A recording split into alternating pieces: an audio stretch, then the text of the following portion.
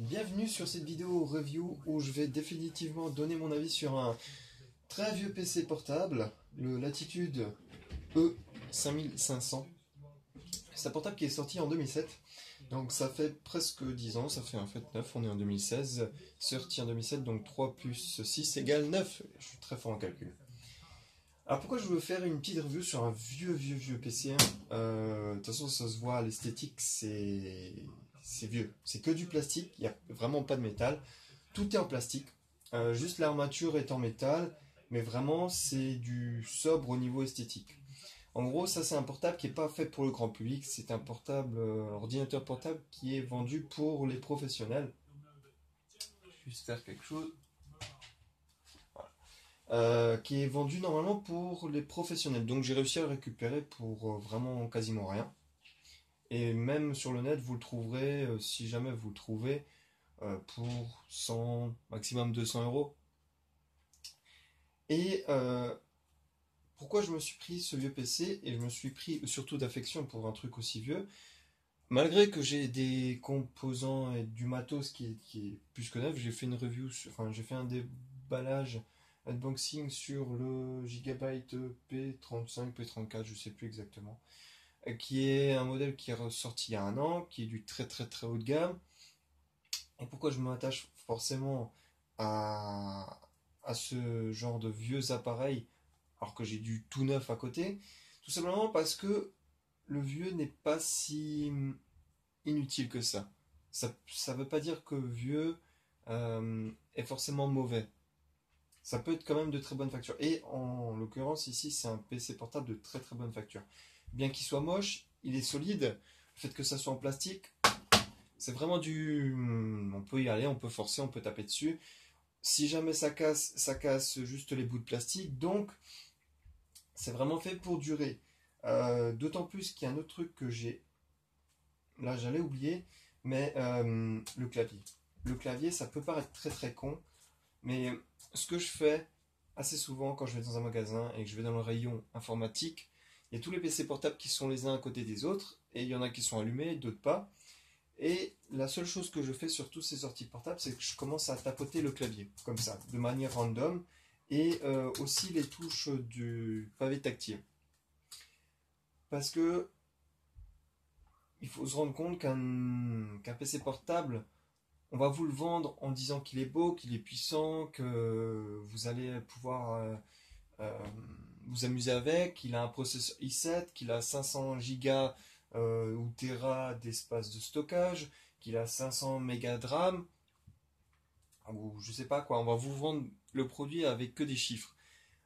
Mais ensuite, au jour le jour, ce qui va être très important, c'est le confort du clavier, le pavé tactile, le confort d'éclairage, les angles de vue, l'autonomie de la batterie, la solidité de l'appareil. C'est tout ça qui compte vraiment. Le reste, on peut toujours s'y faire. Après, évidemment, c'est toujours mieux. Par exemple, un i3, non, un i7 par rapport à un i3, c'est toujours mieux, c'est toujours du bonus, mais c'est pas vraiment ça qui va faire la différence, sauf si vous êtes gamer ou un professionnel du graphisme ou de la 3D. Ou alors vous avez des logiciels qui font des calculs scientifiques je sais pas, de très haute volée. Là, à la limite, c'est important de savoir si vous avez un i7 ou un i5. Mais si vous êtes grand public, le plus important c'est d'avoir un... Enfin, si vous êtes plutôt une personne qui utilise l'ordinateur portable en tant qu'ordinateur portable, ça veut dire dans les transports en commun, dans des bureaux que vous voyagez assez souvent et que vous avez des temps où vous êtes, je sais pas, dans une salle d'attente, ou dans une salle où il n'y a pas forcément des prises de courant, eh bien, il faut que toutes ces conditions soient réunies. Clavier confortable, écran avec un éclairage qui ne tue pas vos yeux, qui ne soit pas trop agressif. Ensuite, que vous avez aussi un pavé tactile qui soit agréable à l'usage, que l'ordinateur portable a une très bonne autonomie aussi. Donc ici, le clavier est très confortable. C'est aussi confortable que... Pas autant, évidemment. C'est aussi confortable que ce clavier. Mais évidemment, ce clavier, il l'est plus parce que c'est vraiment fait... Enfin voilà, c'est un clavier pour clavier. Alors que là, c'est clavier qui est intégré à l'ordi. Mais n'empêche qu'il est vraiment confortable. Pour l'utiliser, faire du document, des travaux, de manière générale, en utilisant le clavier, c'est vraiment très très agréable. Et même de manière générale, si vous voulez faire du jeu, enfin, ce que je vous déconseille totalement parce que l'ordi portable ne le supporte pas, très mal parce qu'il n'a pas été conçu pour, mais vraiment c'est très confortable. Ensuite, le pavé tactile est malheureusement trop petit. Là, il est conseillé d'utiliser avec une souris, un truc soit connecté par USB ou sans câble.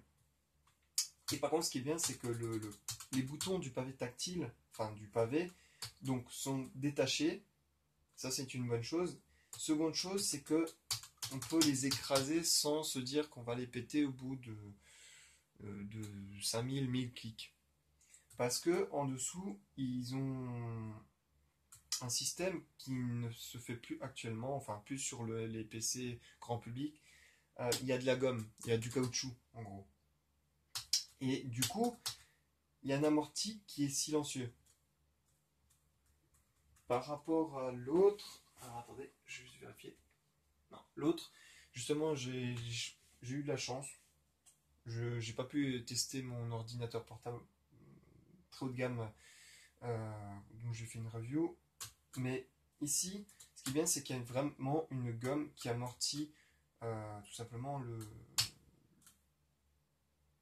votre tapé et qui permet aussi de taper silencieusement si l'on veut, si on souhaite.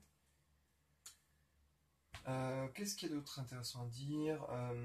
Il y a des touches d'accès rapide pour le son. Ça, c'est super pratique si vous regardez des films ou vous écoutez de la musique.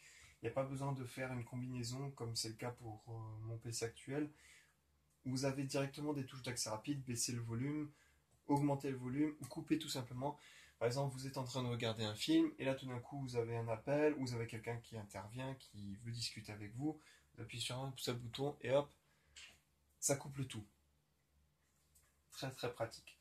Par contre, ce qui est déplorable, c'est le fait qu'on n'ait pas de palette tactile, qui est justifié par les deux enceintes qui sont ici. Et ça, c'est le point faible de tout le PC, c'est que les enceintes sont exécrables. C'est vraiment les pires enceintes que j'ai jamais entendues. Donc, ce que je vous conseille, c'est soit de connecter avec des haut-parleurs ou alors d'utiliser un casque. Ensuite, on a des petits voyants d'utilisation, donc les fameux boutons, les voyants qu'on a à peu près sur tous les PC. Le processeur, la batterie, qui vous indique dès que votre batterie soit est en charge ou alors qu'il faut la mettre en charge. Donc changement de couleur, orange pour faut mettre en charge absolument. Bouton Wi-Fi. Alors ensuite ça dépend des versions, si vous avez les drivers ou pas. Il peut clignoter ou rester allumé. Il reste allumé si il fonctionne. Et il peut être allumé et clignoté dès que vous utilisez le Wi-Fi si vous avez les bons drivers. Ensuite on a aussi le petit bouton Bluetooth. Alors, de mémoire, je me souviens plus si en mettant un dongle Bluetooth, est-ce que ce bouton est allumé ou pas? Je sais qu'on peut mettre un adaptateur PC, oui c'est ça, PCI, pour avoir tout simplement du Bluetooth. Le Wi-Fi est intégré de base. Moi, j'ai pas le Bluetooth. On peut le mettre et normalement ça devrait fonctionner. Mais je sais pas si ça fonctionne actuellement. Ensuite, on a ici un, un détecteur de, pas de présence, mais de luminosité qui permet en fait d'adapter la luminosité de l'écran. En réalité, j'ai testé avec Windows 10 ne fonctionne pas. C'est-à-dire que, ou alors j'ai très mal compris l'option. Moi, j'aurais aimé, j'aurais souhaité, comme c'est le cas pour les portables Android, c'est-à-dire que vous avez votre portable Android, bon, il n'est pas allumé ici, mais vous avez des capteurs de luminosité. Et lorsque vous allumez votre portable, il adapte automatiquement en temps réel la luminosité de l'écran en fonction de la luminosité ambiante. Là, c'est pas le cas, c'est-à-dire qu'on est obligé de faire une combinaison FN et ici auto.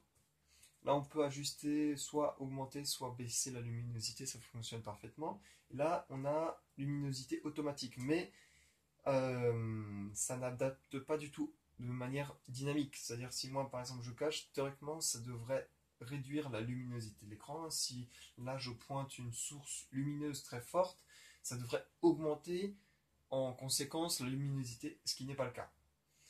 Alors, peut-être qu'il a été. Enfin, les drivers sont seulement adaptés à Windows XP. Voilà, ce qui expliquerait pourquoi ça ne fonctionne pas. Ensuite, ah oui, petite note, il est assez lourd et massif. Bon, il est solide, mais il est massif et lourd. Voilà, à vous de choisir est-ce que c'est un problème pour vous. Donc ici, nous avons, alors je pense pas que vous le voyez avec la luminosité.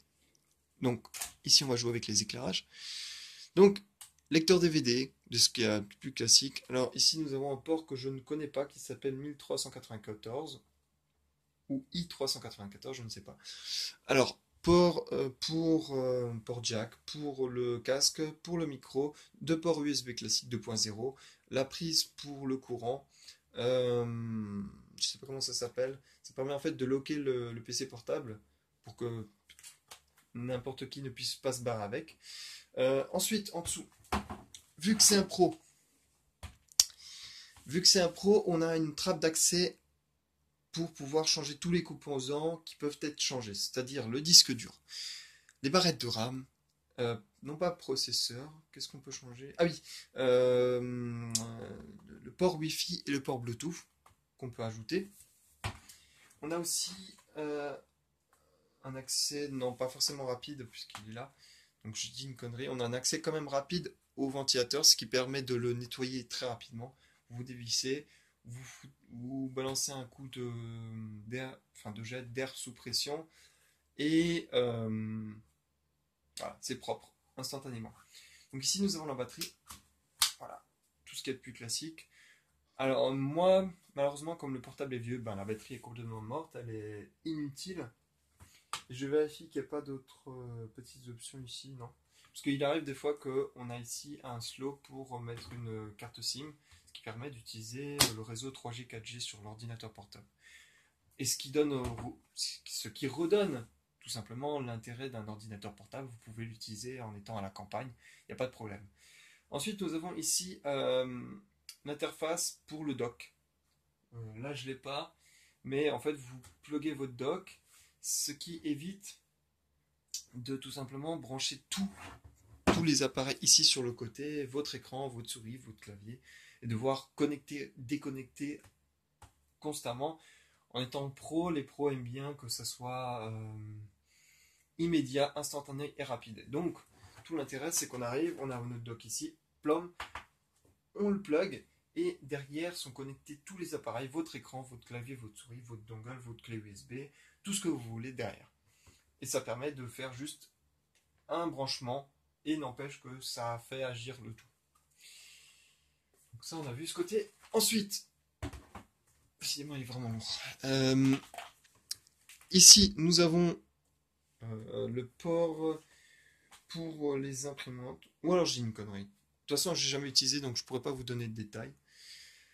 Port VGA pour les écrans, port Ethernet. Ensuite, on a un port ici pour la ligne téléphonique. Bon, je vais le laisser avec son petit cache en carton. Ensuite, nous avons ici deux ports USB et un port... alors, ça n'existe plus. Port pour la télé. Pour l'antenne télé, plutôt, que je dis comme connerie. Ouais, parce que je vois une télé avec deux petites antennes. Donc, c'est peut-être pour l'antenne télé. Et ici, nous avons un slot pour rajouter des composants, si nécessaire. Je ne sais pas à quoi ça sert. Tout simplement, je n'ai jamais utilisé ça. Enfin, je n'ai pas l'utilité, donc je ne me suis pas plus renseigné que ça. Et vu que c'est un portable de 2007, je doute qu'on puisse utiliser tous les ports extérieurs présents. Voilà. Au niveau de la résolution et l'écran. L'écran, c'est une dalle mat. C'est assez rare pour le grand public. Enfin, voilà. C'est assez rare pour pouvoir le noter. La différence avec une dalle brillante et une dalle mat, là vous avez l'exemple. Ça c'est une dalle brillante, ici. Je ne sais pas si vous le voyez, mais il y a des reflets. Ici il y a un gros reflet. Moi je ne le vois pas, en étant en face je ne le vois pas. Mais c'est l'inconvénient des dalles mat. Des dalles brillantes, excusez-moi. Les dalles brillantes, vous ne pouvez pas regarder de côté, ni au-dessus, ni en dessous, parce qu'il y aura beaucoup de reflets. Dès que vous déportez sur les côtés, il y a des reflets. En revanche, les couleurs sont vives et intenses. C'est ça l'avantage. Et les dalmates, vous en doutez, on peut avoir des angles de vue complètement fous. C'est-à-dire vous pouvez regarder dans ce sens, quasiment comme vous regardez, dans ce sens. Euh, il n'y aura aucun souci pour regarder, pour voir ce qu'il y a à l'écran. Aucun problème. Et étant donné que dans le monde pro, il arrive assez souvent qu'on arrive avec son PC, on fait hey, regarde ça, regarde les chiffres d'affaires. On pose sur le PC, il y a trois personnes qui regardent en même temps. Elles ont des angles de vue qui rendent les dalmates obligatoires. C'est obligé. La résolution est vraiment minable. C'est du 1378 fois 900, non peut-être pas 900 fois 700 quelque chose. Donc vraiment, c'est très légèrement en dessous du HD, donc en dessous de 1280 x 720. C'est vraiment minable. Donc je sais que ce portable avait une version avec un écran 1440 x 900. Donc en gros la résolution de cet écran, mais sur cette dimension, donc une résolution vraiment très intéressante. Beaucoup plus intéressante que celle que j'ai actuellement. Qu'est-ce qu'il y a d'autre à dire? La luminosité, rien à redire.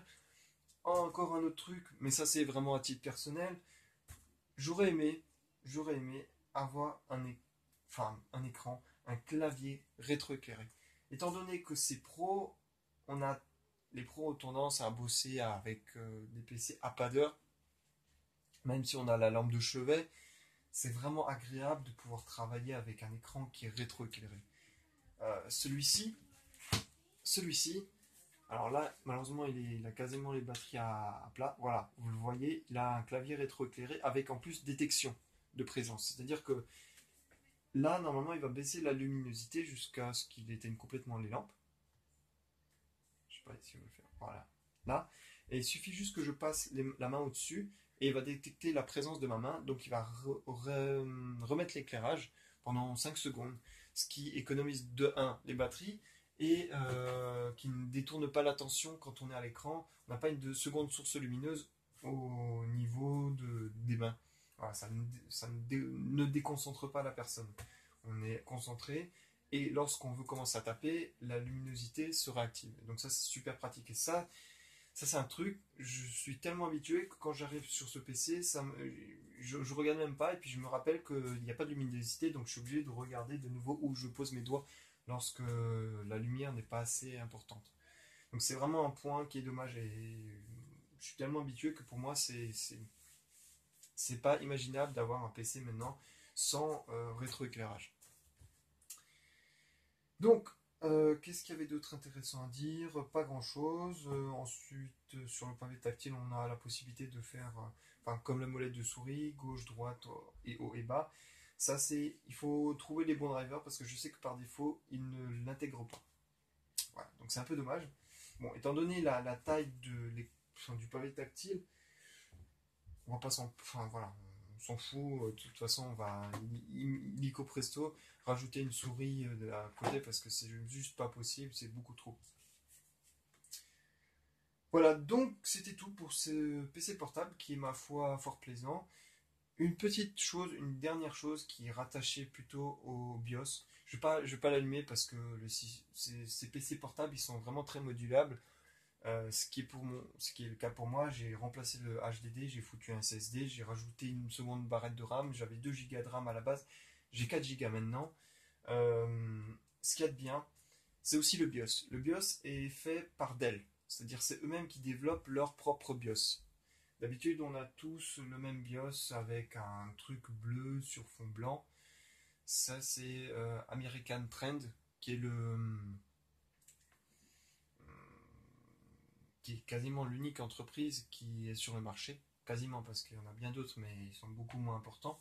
Ou alors, ils ne vendent pas pour le grand public.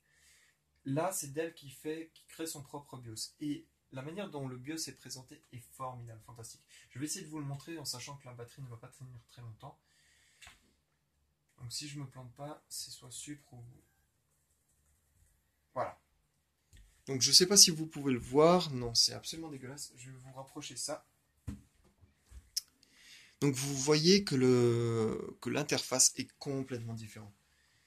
c'est pas du tout présenté de la même manière, mais n'empêche que c'est présenté d'une bien meilleure façon, avec des onglets, un tri des données qui est vraiment bien fait, donc système d'information, vous avez ensuite un panel avec tous les détails de l'onglet que vous avez choisi.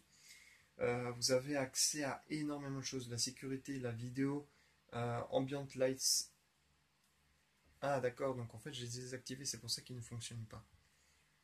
Donc voilà, comme quoi on en apprend tous les jours. Euh, c'est vraiment une présentation du BIOS que j'aurais souhaité avoir partout parce qu'elle est des plus euh, simples. En fait, c'est vachement simple d'utiliser avec des explications à quoi sert l'option que j'ai au-dessus avec du texte qui est bien présenté. Les BIOS qu'on a actuels sont juste déplorables. American Trend fait du BIOS de merde, c'est-à-dire la présentation est pourrave. Elle est certes droit à l'essentiel, mais elle n'est pas, comment dire, agréable. Voilà, elle n'est pas agréable du tout. Là, c'est vraiment agréable. Ça va aussi droit à l'essentiel, hein. Voilà, je veux juste changer quelque chose. Je viens là et je check parce que je sais exactement. J'ai même pas besoin de lire le texte. Mais le texte ici permet d'en apprendre davantage et d'avoir la main mise sur l'appareil qu'on est en train d'utiliser. Et ça, c'est super bien. Enfin, c'est même pas super important. C'est juste super bien. Voilà. Donc, on va vraiment terminer la vidéo. Si jamais vous avez l'occasion de mettre la main sur ce genre de PC qui est vraiment très modulable, vous voyez, 90 degrés, ça fait super plaisir aussi. Euh, je vous recommande, si vous pouvez l'avoir pour un petit prix, qu'il n'est pas en trop mauvais état, je vous conseille ensuite de le booster, c'est-à-dire changer là les barrettes de RAM, en rajouter, vous pouvez maximum rajouter 4 Go. Le processeur peut gérer seulement 4 Go, mais bon, c'est largement suffisant si vous faites juste des films, internet, qu'est-ce qu'il y a, musique, du multimédia ou du Word ou du traitement de texte, c'est parfait. Vous n'avez pas besoin de plus, vous mettez un SSD pour 50 euros, vous allez diviser le temps de démarrage par deux. Voilà, j'ai vraiment rien d'autre à dire, c'est vraiment du basique, mais du très bien fait. Du basique très bien fait. Voilà. J'ai rien d'autre à dire. Voilà, maintenant on arrête la vidéo. N'hésitez pas à laisser un pouce bleu, favori, abonnez-vous. Et moi je vous retrouve pour d'autres vidéos. A plus.